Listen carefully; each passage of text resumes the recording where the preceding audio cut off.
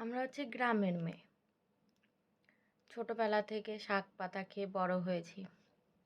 এবার ছোটবেলায় যখন মা শাক পাতা রান্না করতো, সারাটা জীবন সেই খাবার থেকে দূরে রয়েছি। যে না, তুমি আজকে কি রান্না করেছো আমি খাবো না। মাছ মাংস রান্না করলে ঠিক আছে আমাদের কাছে।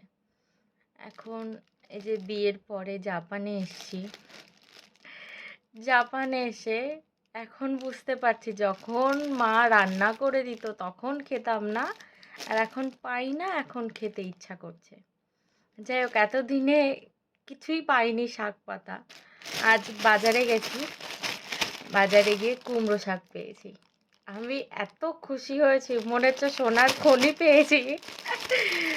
যাই হোক, আজকে এটা আমি রান্না করব। তো আমি ভীষণ হ্যাপি যে এটা পেয়েছি। আমার রিসেন্ট প্রচুর শাক খেতে ইচ্ছা করছিল, তো ঠাকুর আমার মনের কথা শুনে নিয়েছে। ওকে, চলো, বাই বাই।